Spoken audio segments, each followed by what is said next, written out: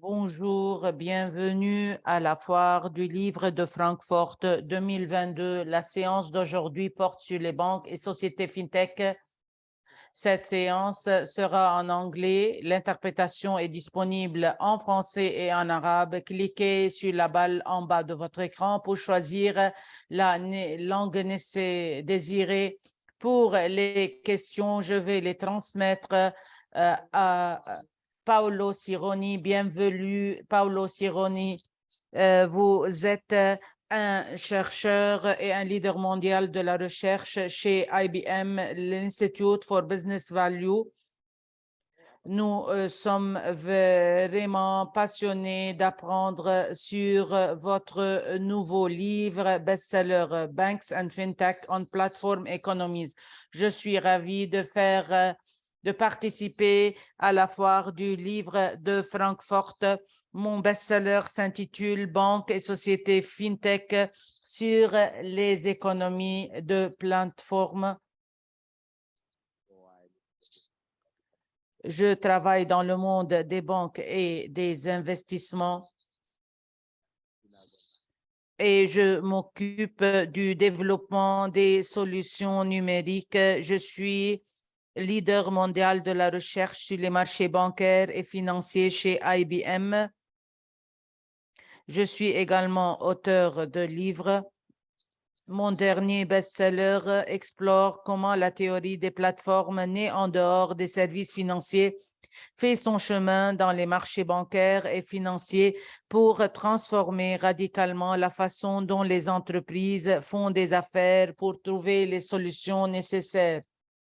Toutes les banques cherchent à créer davantage de valeur. La technologie est une opportunité pour créer de la valeur. Il faut que les économies de plateforme soient plus inclusives.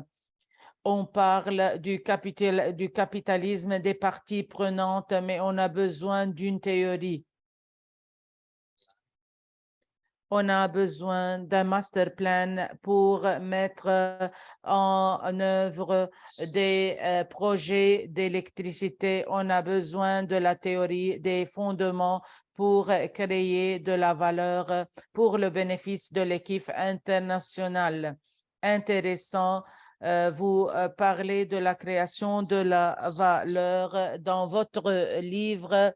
Vous parlez de nouvelles technologies et comment elles créent de la valeur et comment elles contribuent à un monde plus inclusif. Pourquoi l'importance des sociétés FinTech, comment les banques et les FinTech peuvent collaborer, d'autant plus qu'il y a beaucoup de défis dans ce processus. FinTech et l'utilisation de la technologie pour transformer les services financiers en établissant de nouvelles relations avec la clientèle. Bien sûr, les sociétés FinTech sont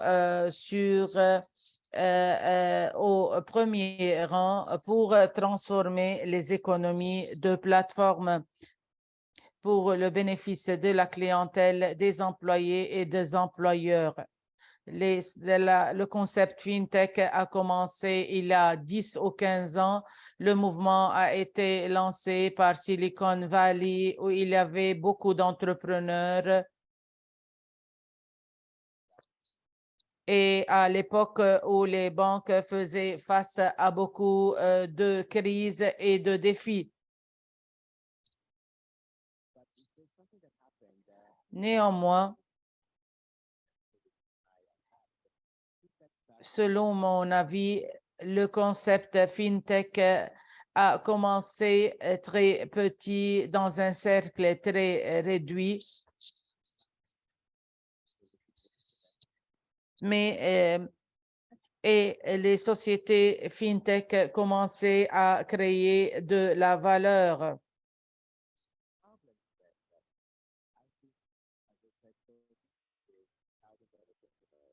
J'ai parlé à des milliers d'entrepreneurs partout dans le monde. et je m'adresse à plus de 7 millions de personnes par an. Et on ne peut pas, bien sûr, désagréger les banques car les banques sont assez désagrégées. Après la révolution industrielle, on a assisté à l'émergence de sociétés fintech qui créent des valeurs et qui essaient de désagréger les banques et de transformer les théories des économies de plateforme en stratégie, en service, en valeur. Très intéressant. Vous avez pavé la voie à votre présentation. Vous allez parler de l'impact macroéconomique sur le paysage financier et bancaire à la lumière de la crise climatique, de la crise financière, à la lumière des conflits et des guerres. Quel serait l'impact sur les économies de plateforme? À l'écran, il y a les 4 messages que je voudrais partager avec notre respectable audience. Il ne s'agit pas de la technologie qui force les banques à changer. Les sociétés fintech sont une opportunité pour les banques et le système financier pour changer. Après avoir défini les banques et les sociétés fintech, je vais parler des facteurs de changement.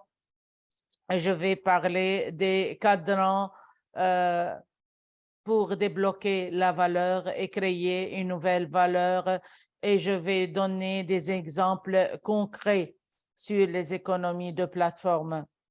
Pour le dernier cadran, je vais parler de la nécessité de changer la façon de réfléchir,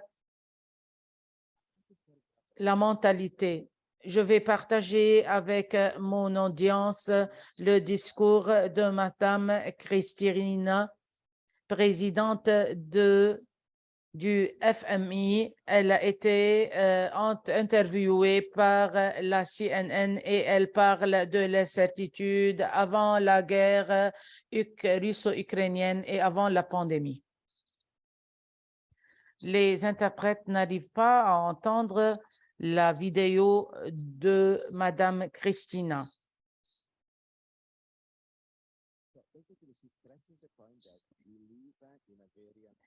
Elle dit que nous vivons dans beaucoup d'incertitudes, notamment dans l'Ouest avec la poursuite des guerres et avec l'économie qui devient de plus en plus inclusive. Mais au cours des 2-3 dernières années, on a assisté à beaucoup de guerres et de conflits dans ce graphe. Ce que je veux montrer, c'est la distribution des richesses aux États-Unis.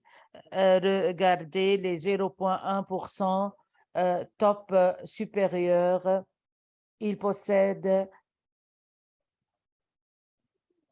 la plus grande valeur.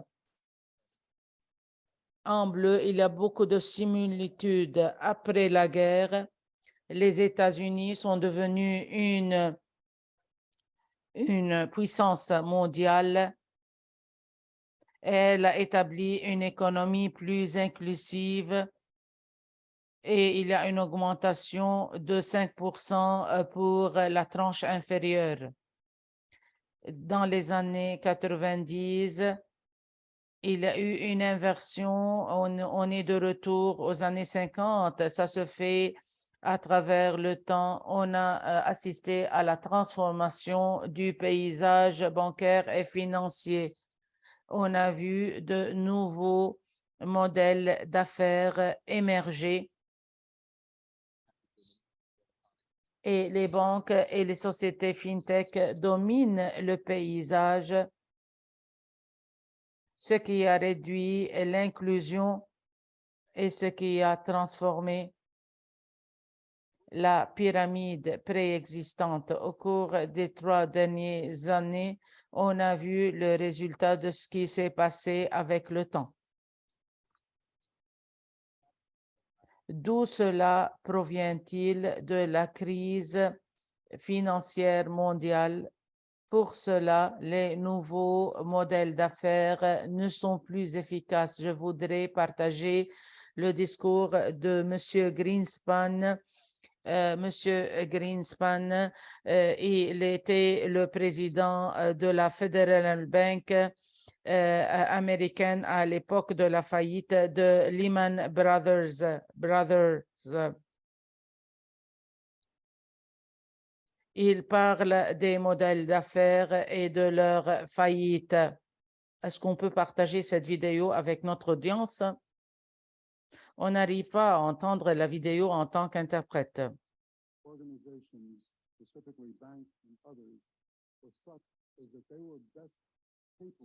Les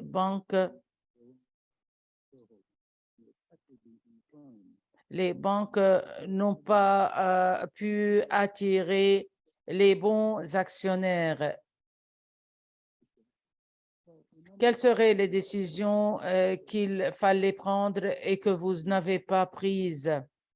Il fallait établir un cadre réaliste pour le paysage financier et bancaire. La question est la suivante. Est-ce qu'on était précis ou pas? Je crois qu'on a manqué de certitude et de précision. Dans le modèle que j'ai perçu, il y avait une image du paysage financier et bancaire, donc que votre stratégie ou votre vision n'était pas bonne. Oui, je crains que c'était pas bon. J'ai travaillé pour 40 ans dans le monde des finances et des banques.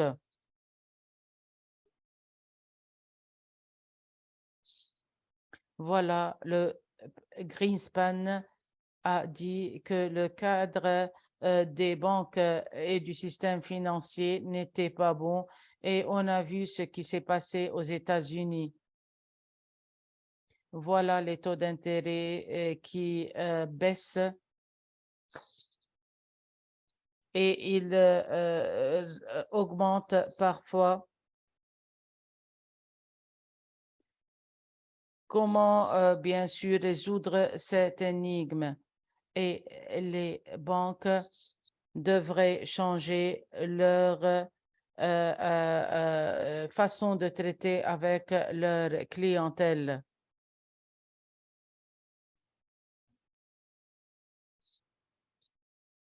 Et voilà, les sociétés fintech et les banques et les services financiers et les économies de plateforme font partie de l'économie mondiale. On a entendu le président de la Banque fédérale américaine et de la Réserve fédérale des États-Unis et il a dit que sa vision du système financier n'était pas la bonne. Monsieur Mario Draghi a donné un discours auprès de la Banque européenne à Francfort. Et il a parlé de ce sujet-là.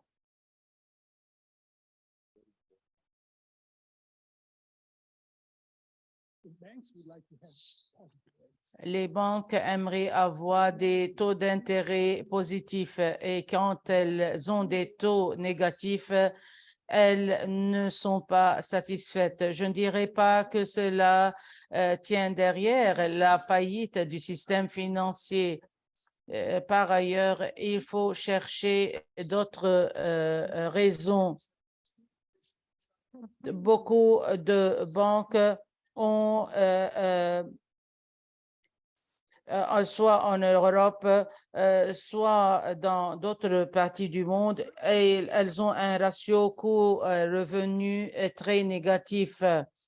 Et dans certains pays, il y a beaucoup de disparités. Il s'agit là de considérations qu'il faut prendre en compte et qui affectent la profitabilité des banques, la capacité des banques à donner des prêts. Il faut s'adapter à la numérisation et aux nouvelles technologies. Au lieu d'être en colère, il faut bien sûr prendre en considération ces faits qui sont impérieux et contraints. Et M.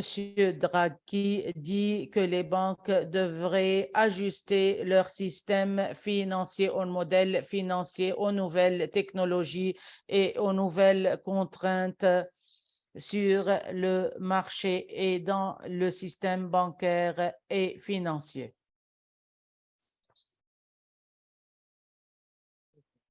Parfait.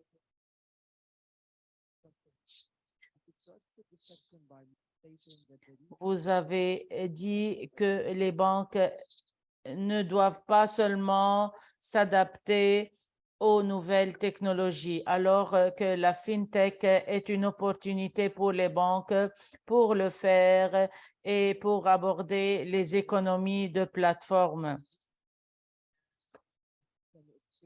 Est-ce que vous pouvez nous expliquer quel serait le bon modèle d'affaires pour les banques? Le changement n'est pas simple, mais il faut transformer la mentalité afin d'adopter une perspective plus durable et plus inclusive. Il faut identifier les problèmes réels. Lorsqu'on parle d'investissement, il faut transiter d'une économie qui met l'accent non plus sur la production, mais sur les résultats. J'ai pris comme exemple la Banque européenne d'investissement. Suite au discours de M. Draghi, un article a été publié. Dans cet article, l'on parle des intermédiaires financiers, à savoir les sociétés FinTech. Donc, il faut parler de la communication et de l'information. Et comme ça, on pourrait dessiner le graphe nécessaire. Je sais que les gens n'aiment pas les graphes. On peut bien sûr donner quelques exemples pour expliquer ce graphe. Quelles seraient les informations, toutes les données que les banques possèdent sur le core banking, sur les paiements, sur les fonctions de crédit, sur la solvabilité de la clientèle au niveau de la Banque centrale européenne et ceci s'applique à toutes les banques du monde. Même avant l'existence des conditions macroéconomiques actuelles, il était très difficile pour les actionnaires,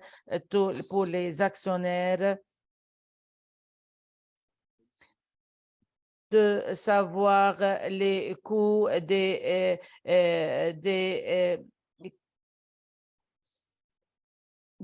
risques de crédit.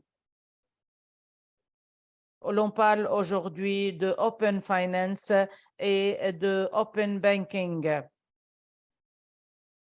Il faut bien sûr publier les informations, avoir des finances ouvertes, avoir des banques ouvertes et créer des services qui permettent que les services bancaires et financiers soient plus accessibles. Regardez l'Inde ou la Chine. où il y a beaucoup de modèles d'affaires qui permettent aux banques et aux fintech de se développer grâce aux nouvelles technologies.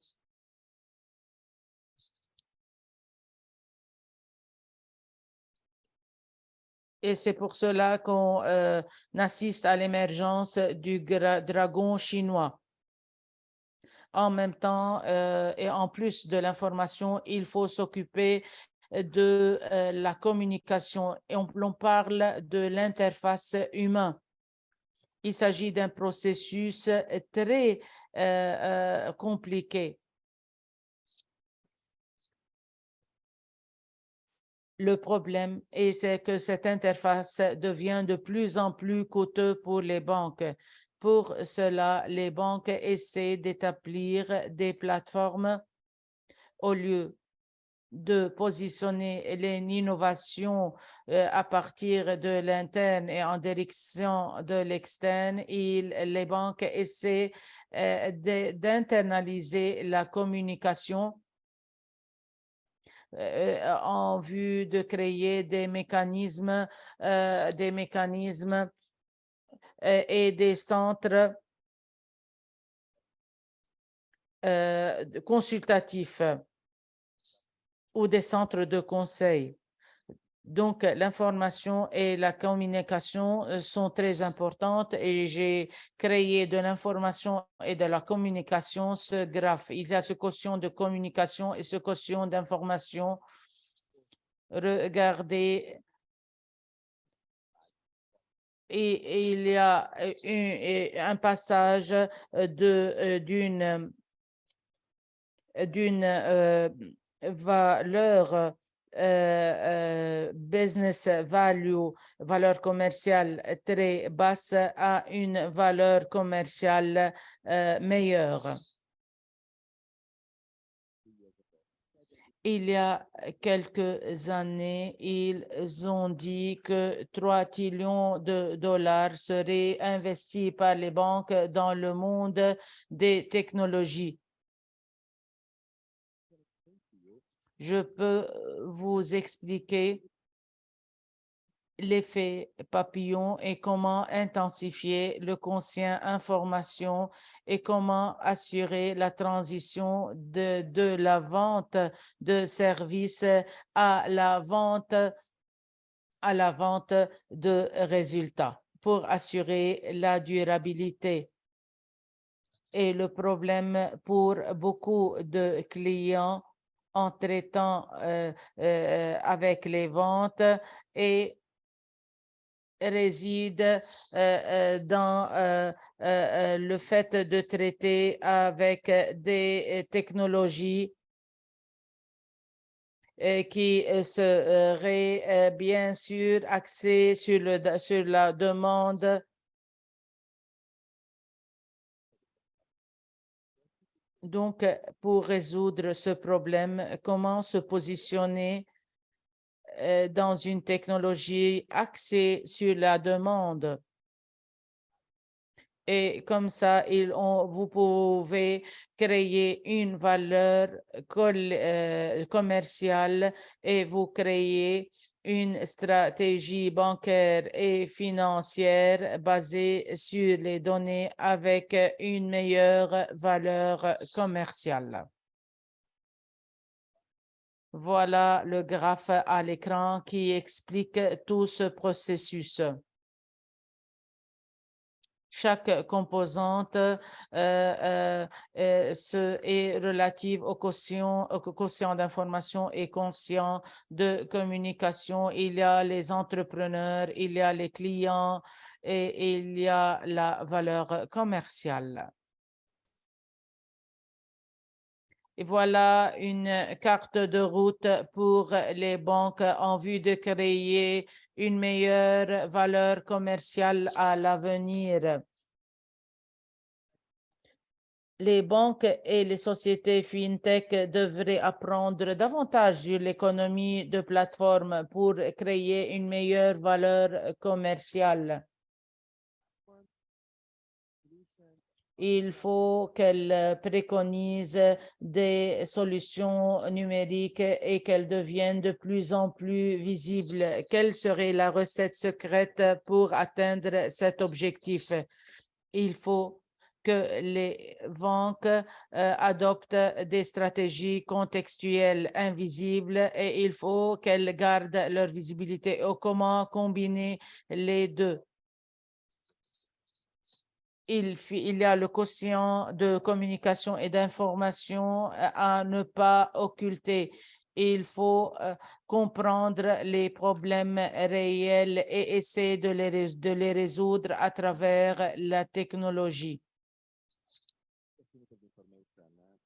Et il y a l'asymétrie de l'information. Bien sûr, on peut utiliser ces instruments. Après la faillite de Lehman Brothers, on a vu l'émergence de cet instrument.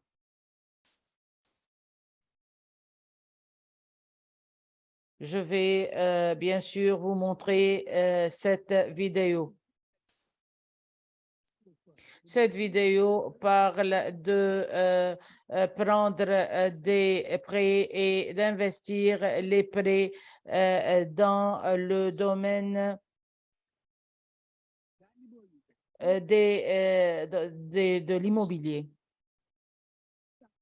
Mais comment je vais récupérer mon argent? J'ai ouvert un compte bancaire, mais est-ce que vous avez un investissement auprès des banques? Le suivant, s'il vous plaît. Non, le suivant, s'il vous plaît.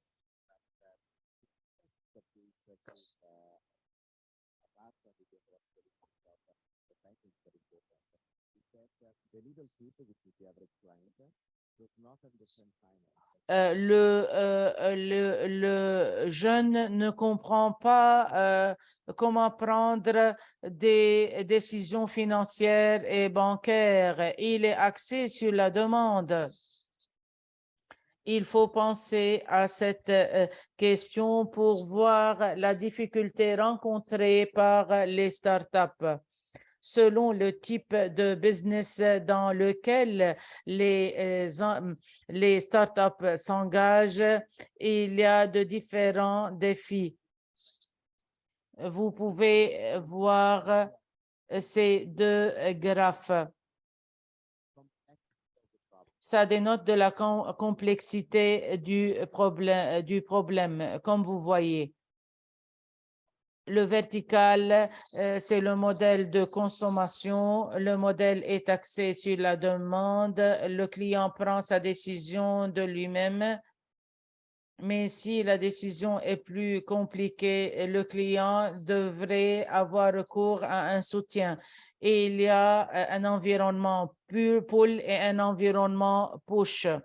Parlons des paiements numériques à cet égard. Il s'agit de services financiers axés sur la demande. Vous pouvez acheter sur Amazon en cliquant simplement sur une petite clé et les paiements sont numériques.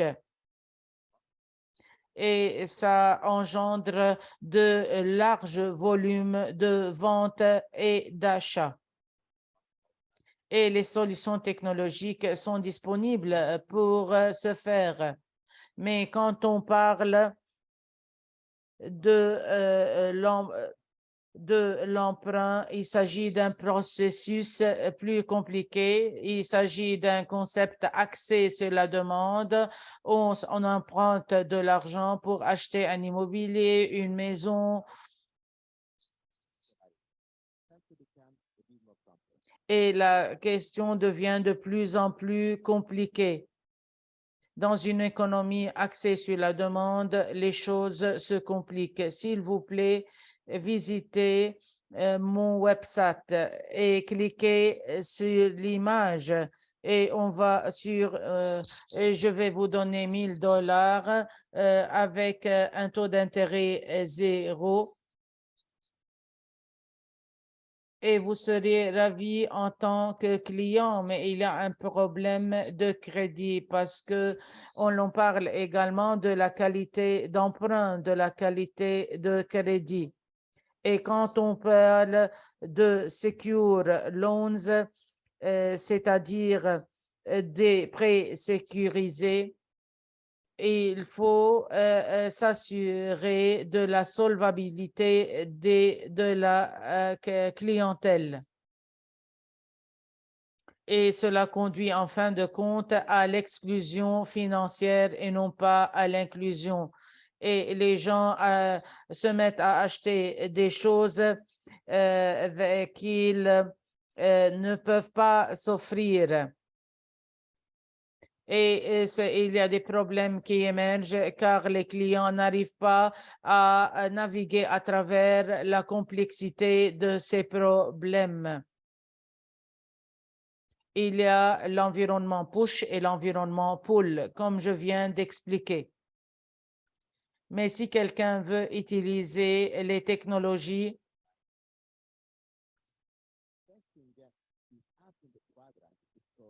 il y a le cadran investissement.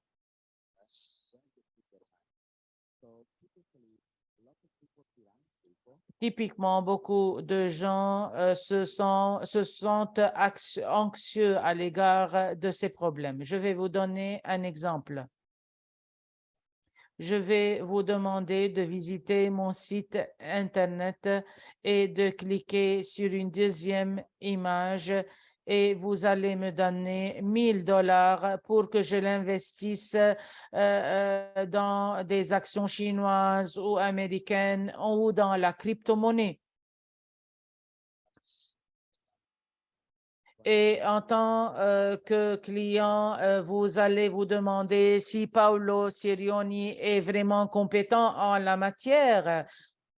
Donc, vous devez, en tant que client, d'avoir des informations supplémentaires pour savoir si je suis un bon investisseur. Mais vous ne pouvez pas, bien sûr, prendre la décision tout seul. Donc, si on élimine les intermédiaires, les choses se passent de cette façon. Il y a des bureaux de conseil, des centres de conseil qui aident les clients à faire de tels investissements et ici réside le rôle de l'intelligence artificielle. Dernier exemple, utiliser la technologie dans le domaine de l'assurance. Il y a beaucoup de problèmes complexes et il y a beaucoup d'incertitudes comme on sait. Je vais vous vendre une police d'assurance, mais il faut que je vous dise que la banque assurance avec qui je travaille est cette banque spécifique, d'où l'importance d'avoir des relations basées sur la confiance. Et je vois que Bill Gates n'a pas bien dit quand il a dit que les banques peuvent vivre sans les sociétés fintech. À mon avis, les économies de plateforme sont très importantes pour les banques et les fintech, pour les entrepreneurs, pour les investisseurs. Et il faut bien sûr euh, euh, et utiliser la technologie pour arriver à tous ces objectifs. Mais il y a beaucoup d'organisations qui n'aiment pas les risques. Vous avez dit que tous les narratifs qu'on lit ne sont pas tous corrects. Et vous aviez dit que la numérisation est axée sur la demande. Et il faut bien sûr traiter avec toute cette question avec prudence. Qu'est-ce que vous voulez dire en parlant de l'output economy?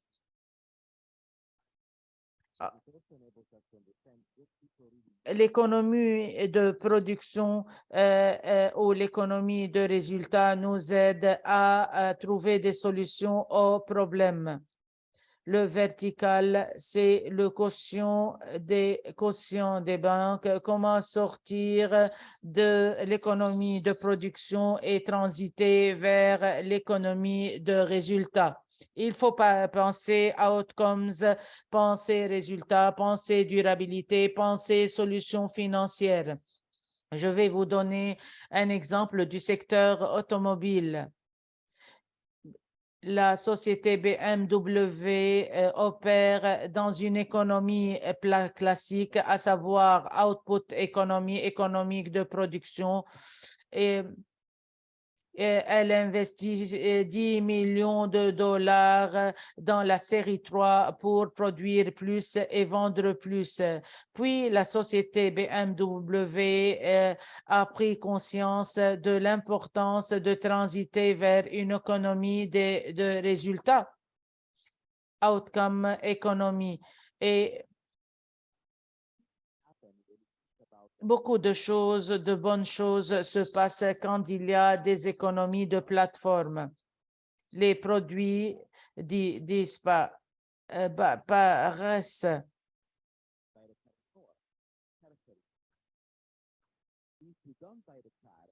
Si les clients n'achètent pas des voitures,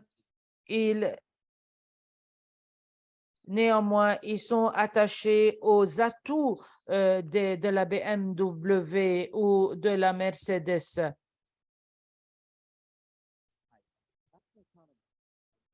Sur les économies de plateforme, vous pouvez bien sûr non seulement partager la voiture et ses atouts, et la prise de décision est différente. Vous ne payez pas le coût du produit.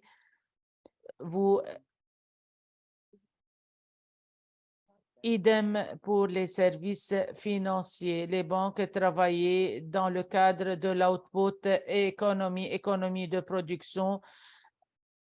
Elles voulaient prendre, disons, 1 milliard de dollars du FMI pour produire plus et vendre plus. Mais comme les marges se rétrécissent, les marges de profit se rétrécissent, les banques mettent l'accent davantage sur l'économie des résultats auprès des investisseurs, auprès des clients.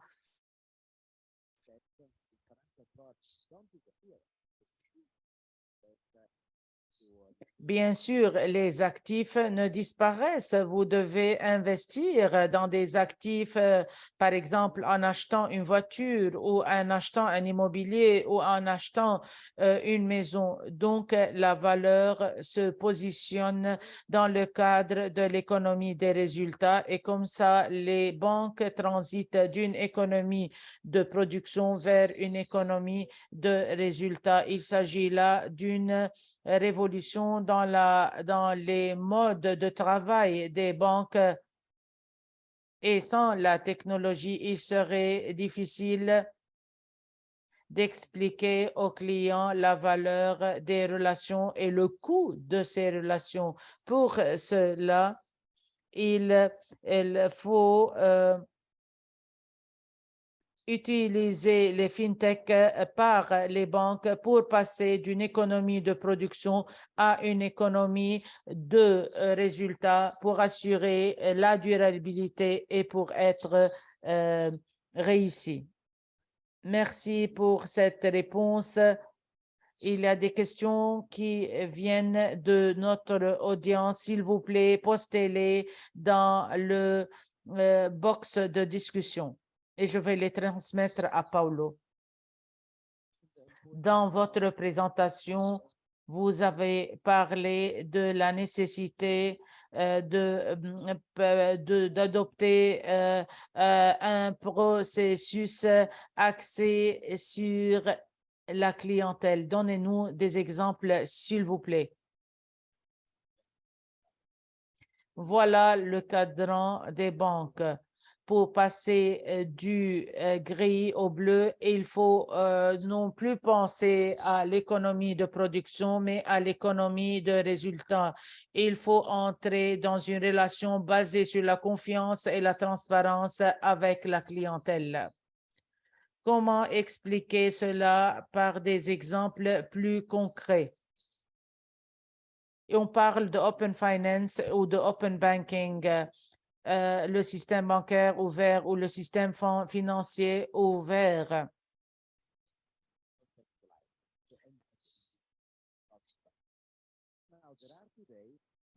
À l'heure actuelle, il y a des banques qui mettent en place des économies de plateforme en vue d'aider, par exemple, les agriculteurs dans leur modèle d'affaires. Et ces banques utilisent beaucoup de données comme les données relatives aux analyses météorologiques pour aider les agriculteurs. Et il y a beaucoup de banques qui essaient de démontrer la valeur à la clientèle. Et il y a beaucoup de gens qui ne comprennent pas ce que veut dire finance, d'où la nécessité d'avoir des connaissances approfondies. Et si ces gens n'y parviennent pas, il faut qu'il y ait des conseils, des centres de conseil qui assurent ces conseils aux clients. Et en Inde,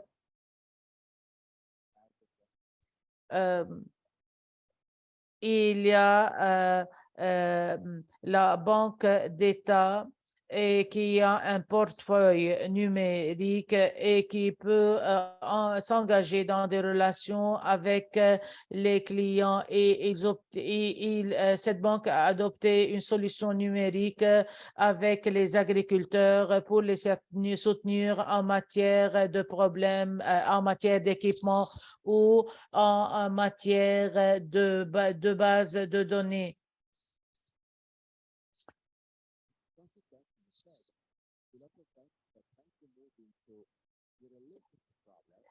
Donc, les banques passent de la mentalité de problème à la mentalité de solution et on appelle cela en anglais conscious banking, banque de conscience. Et j'ai donné l'exemple de la Banque d'État en Inde.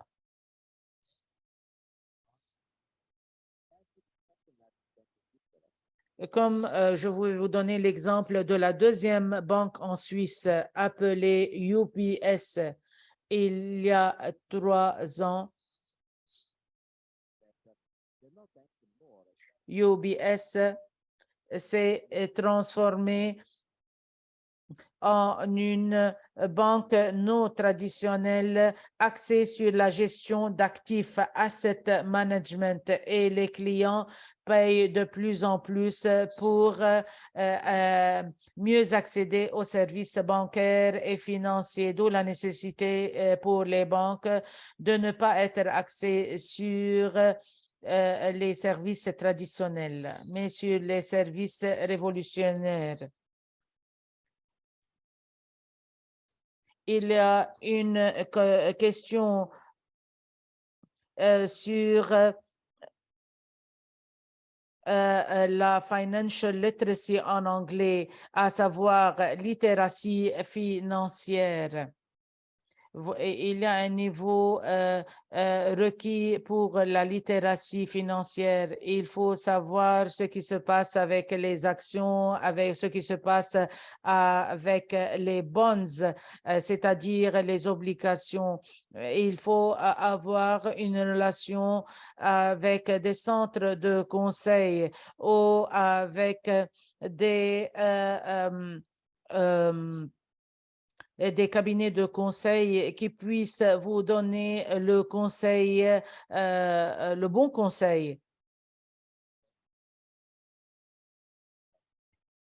Parfois, les gens investissent dans les marchés au plus fort, mais quand ces marchés régressent, ces gens perdent beaucoup de l'argent.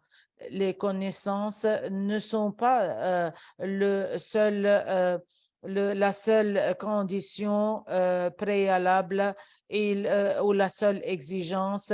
Il faut bâtir une relation basée sur le bon conseil, basé sur la confiance.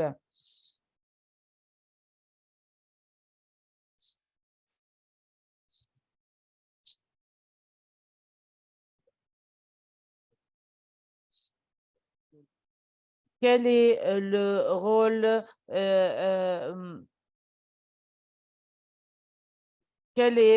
rôle des autorités de réglementation à cet égard?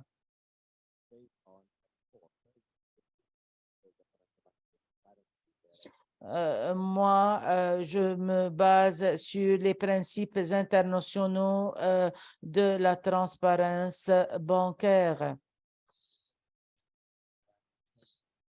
Et il y a eu un séminaire organisé par les Européens sur ces principes et en présence des autorités de réglementation.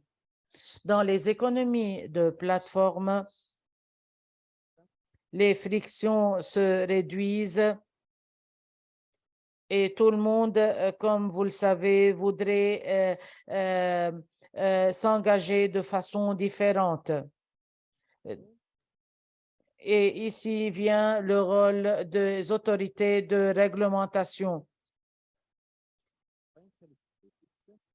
et de sauvegarder l'éthique ou les principes éthiques.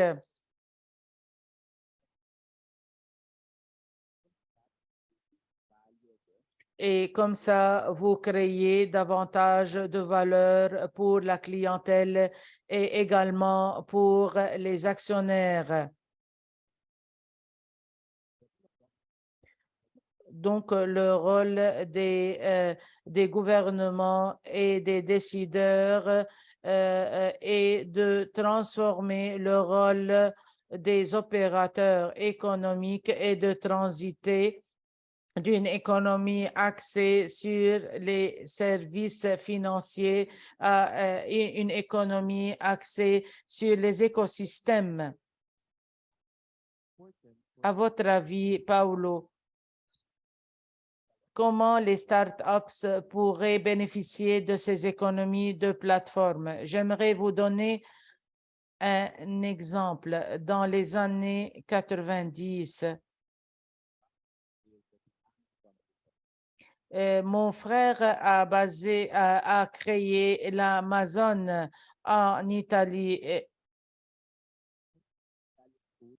On a les meilleurs produits italiens, la cuisine italienne et bien sûr, on a également les meilleurs meubles. On a fait beaucoup d'erreurs et on a échoué à la fin. La leçon que j'ai apprise est la suivante. Après avoir écouté le discours de Basil,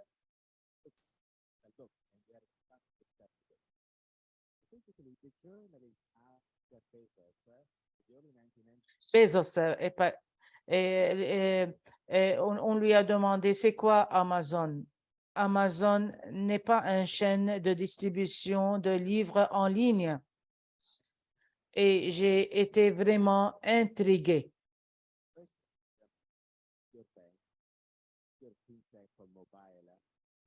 Il faut faciliter les services financiers, les canaux bancaires et financiers. Il faut faciliter l'action. C'est ce qu'a dit Jeff Bezos. Il a dit, les éditeurs et les éditrices se plaignent auprès de moi en disant qu'on ne comprend pas le marché. La raison étant que je permets aux lecteurs et aux lectrices de poster des commentaires positifs et négatifs et non seulement positifs. Et Bezos dit que les lecteurs et les lectrices sont ses clients et non pas les éditeurs et les éditrices.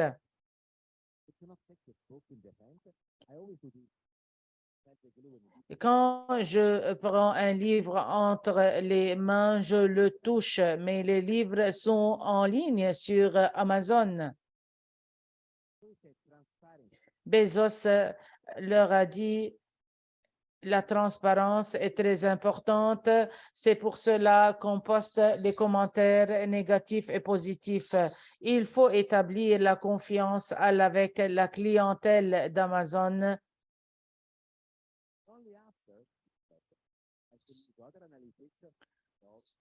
Et après cet entretien avec Bezos, j'ai changé ma mentalité et je me suis dit que mon rôle n'est pas de vendre des produits, mais d'offrir le meilleur conseil aux clients pour acheter ou emprunter des livres. Idem pour le système bancaire et pour le système financier. Acheter des livres, vous pourriez me dire, ça serait plus facile qu'investir dans des produits financiers et bancaires, mais le même principe s'applique. D'où l'importance de l'investissement dans les connaissances. Et il faut que les banques et les fintechs transfèrent les connaissances à la clientèle à travers des économies de plateforme pour un avenir meilleur.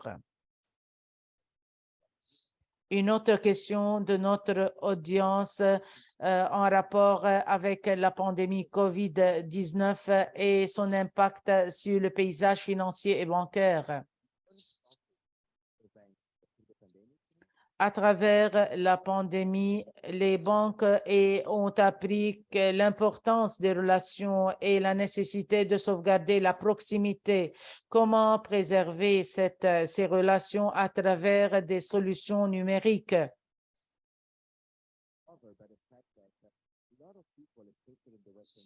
Dans le monde occidental, les gens préfèrent le faire physiquement et non pas en ligne. Et la pandémie de la COVID-19 est venue changer la donne et a accéléré cette transition du traditionnel au numérique. Et le monde occidental a appris à mettre l'accent de plus en plus sur les services en ligne. Alors que les pays de l'Asie, de l'Ouest et portaient vraiment et de l'Est mettaient toujours l'accent sur les services en ligne.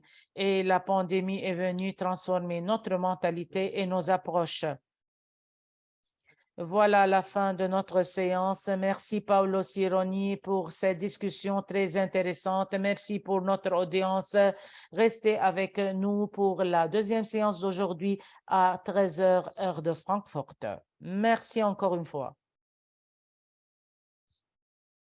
C'était la séance de Paolo Cironi sur les banques et fintech à propos des économies de plateforme. S'ouvrir à de nouvelles données, à un nouveau monde, créer de la valeur pour les clients dans le monde des incertitudes à travers des stratégies bancaires de conscience et contextuelles. L'opportunité pour éliminer les frictions au niveau de l'écosystème, faire des banques contextuelles. Pour créer une nouvelle valeur à travers les économies de plateforme. La nécessité de démontrer la valeur fait des banques de conscience, des banques de transparence avec des relations numériques et humaines afin de laisser libre cours à la valeur pour un avenir plus durable. Banks and Fintech on Platform Economies, banques et fintech sur les économies de plateforme, livre best-seller de Paolo Sirioni. Et sur Amazon, vous pouvez trouver aussi le livre de Paolo Sirioni. Merci encore une fois.